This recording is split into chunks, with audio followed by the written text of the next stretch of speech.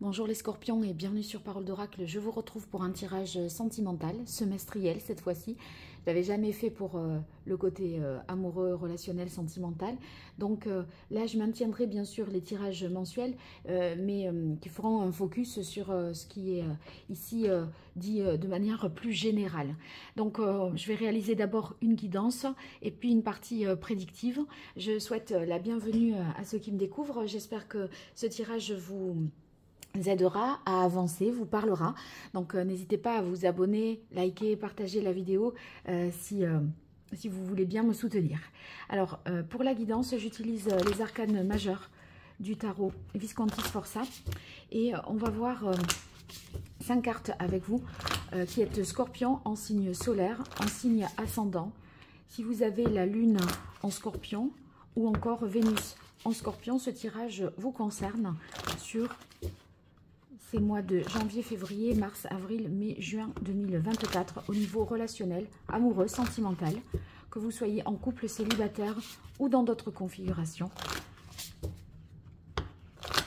Allez, pour vous, les scorpions, premier semestre 2024. On va voir tout d'abord quelle est l'énergie que vous incarnez sur ce premier semestre.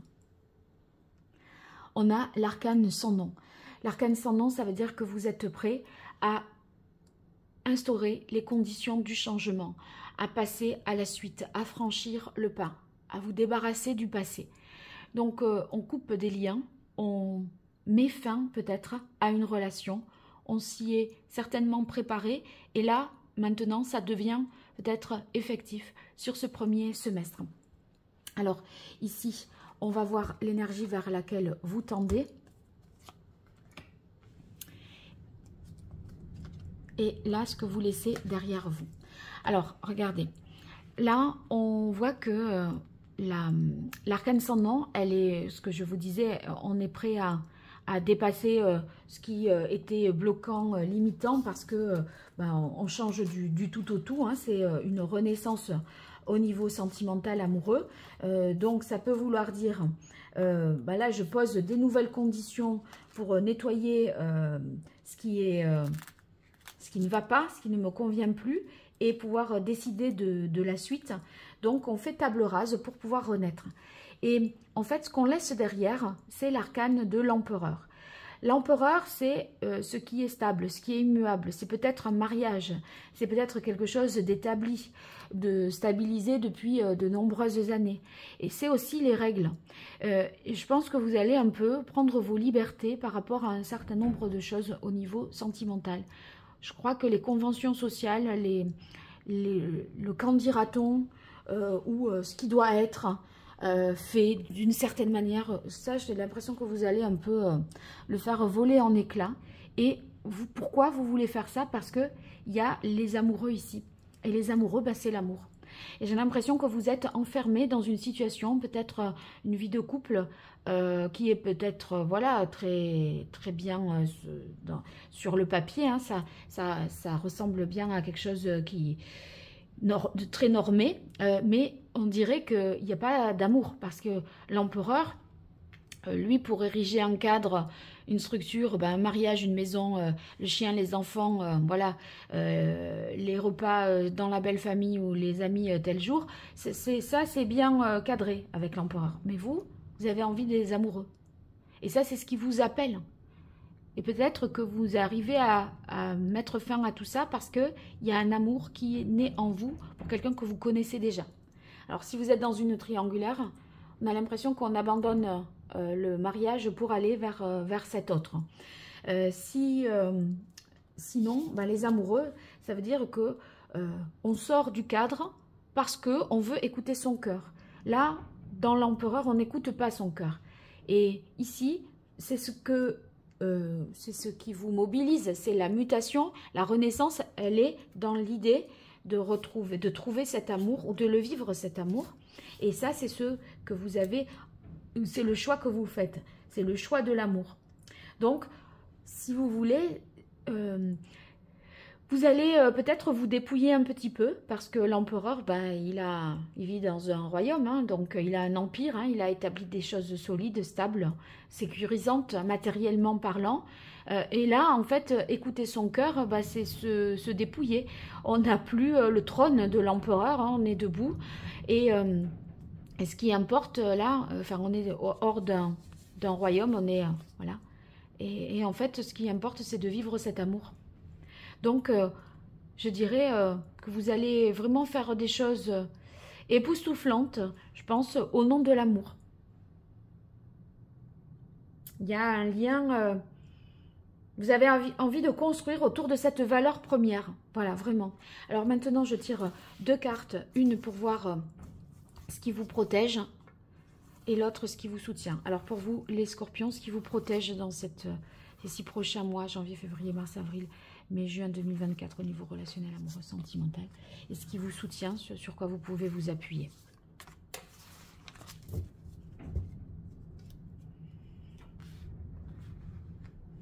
Alors, ce qui vous protège, bah oui. Quand je parlais de l'empereur comme étant d'un cadre, on a le fou. Le fou, c'est votre liberté. En fait, il n'en a que faire, le fou des conventions sociales. Regardez, de l'empereur, qui a tout l'apparat de l'empereur, qui dirige, qui donne des ordres, qui fait preuve d'autorité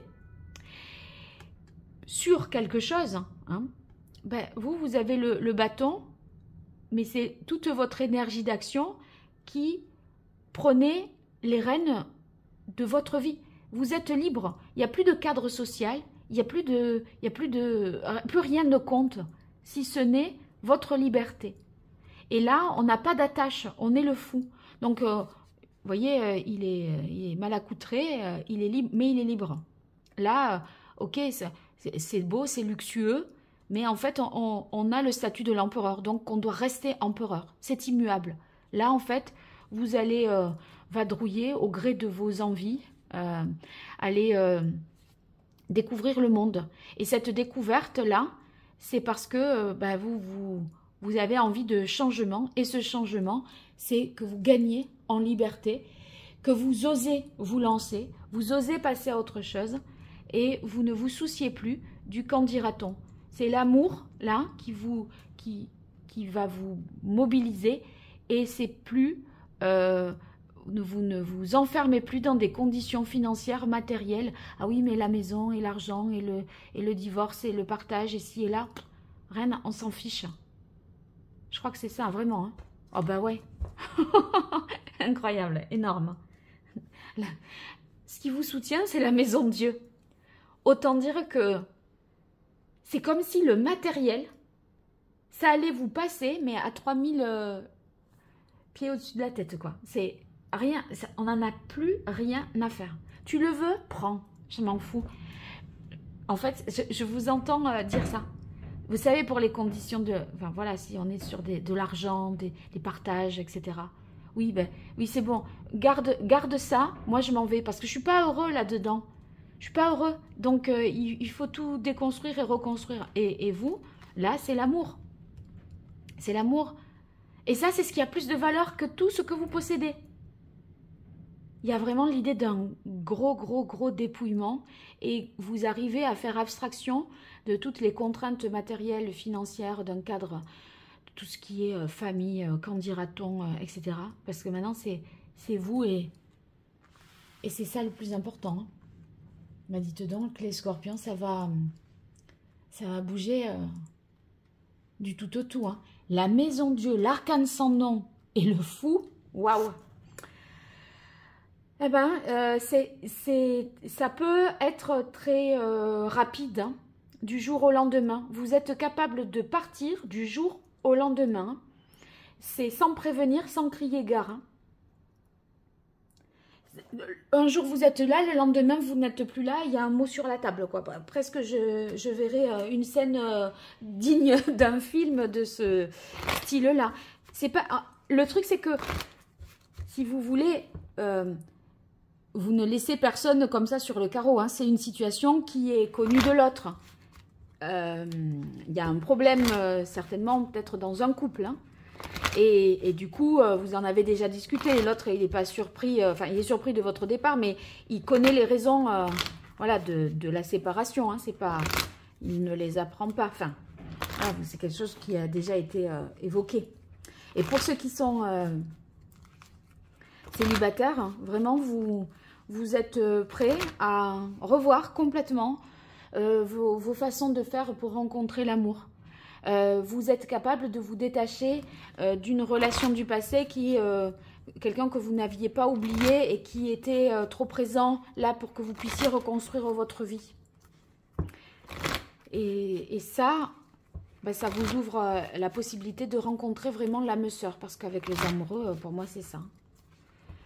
Alors, voyons, on va voir avec le Béline pour vous, les scorpions en signe solaire, en signe ascendant.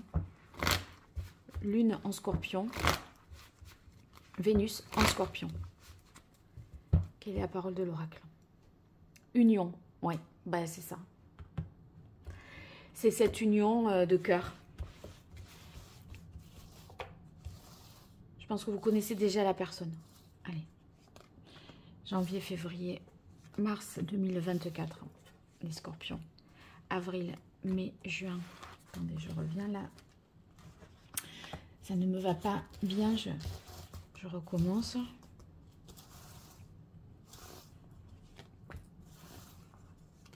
Voilà. Regardez qu'elle est belle cette carte de l'union. C'est quand je vous disais, vous allez rencontrer votre âme sœur, vous voyez, c'est là l'alter ego. Vraiment. On se complète. On n'arrive pas, en fait, on veut quelque chose de fort. Un amour vrai, pur. Pas un amour perturbé ou pollué par des considérations de morale, etc. Qui nous font finalement, ou matériel, qui nous font nous détacher de l'essentiel. Hein. Allez, je continue avec l'oracle Indigo pour vous. Les Sagittaires. Quelle est la parole de l'oracle? Cathédrale intérieure. Oui, c'est quelque chose qui est mûri, qui est réfléchi. Quand je vous disais, vous y avez pensé. Vous avez fait un gros travail d'introspection, d'analyse de vous-même, un travail sur vous, peut-être dans le développement personnel. Et vous, en tout cas, vous n'avez pas peur d'être seul, de vous retrouver seul aussi.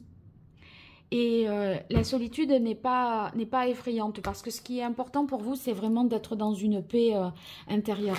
Allez, premier trimestre. Vous êtes en paix avec vous-même. Et ça, c'est votre vérité. C'est pas correspondre à un schéma.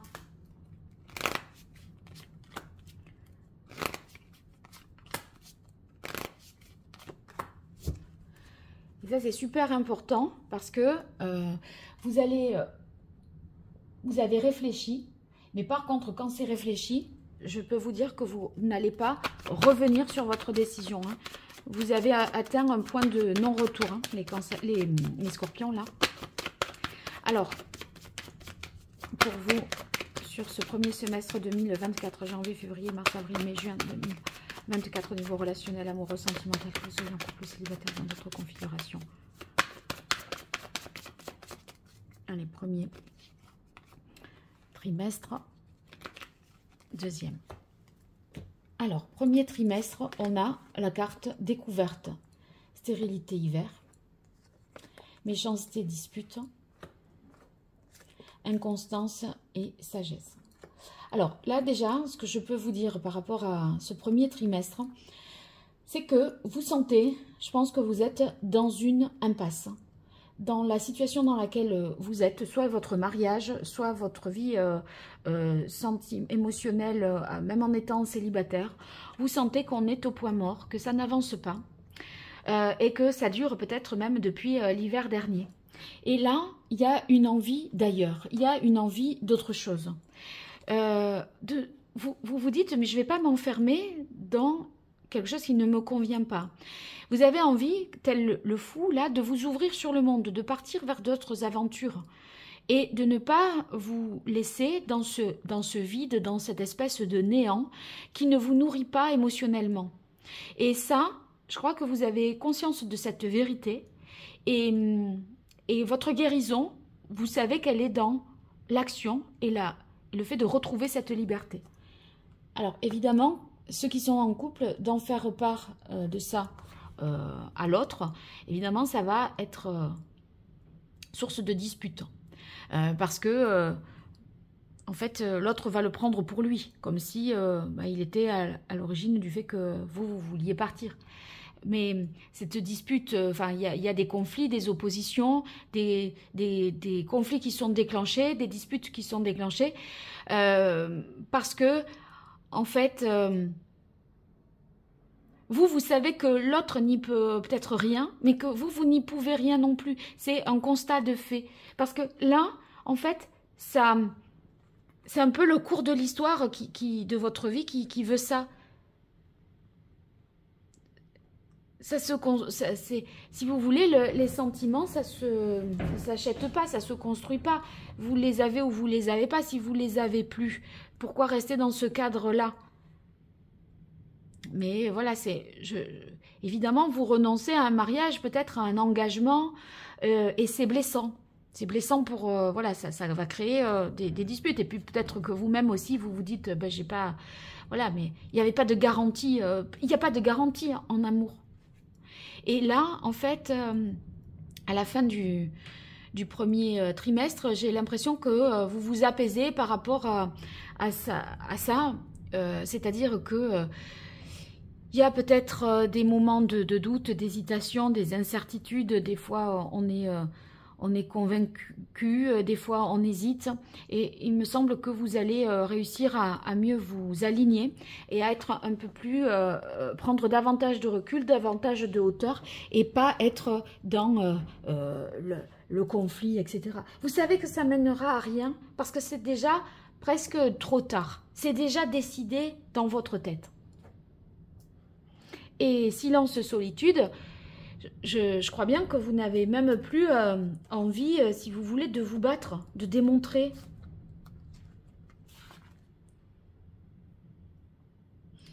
Il y a un repli sur vous-même, même si vous êtes encore avec l'autre, vous êtes seul dans ce couple. Et si vous êtes célibataire, vous vous mettez un peu en retrait du monde. Vous prenez un temps de réflexion. Et là, en fait, il y a un repli sur soi. Hein. Si vous êtes en couple, on sent que vous n'avez pas plus envie d'aller au combat, d'aller au front. Vous avez envie de prendre vos clics et vos claques et dire au revoir, quoi. Alors, deuxième trimestre. Oh, regardez, la sagesse. La sagesse. C'est fou. C'est fou. Là, vous faites preuve de lucidité. Vous voyez les choses clairement en face, telles qu'elles sont. La réalité... vous avez diagnostiqué, sondé votre cœur. La réalité, c'est que vous avez envie d'autre chose. Et donc, pour ça, il faut déconstruire, passer un cap.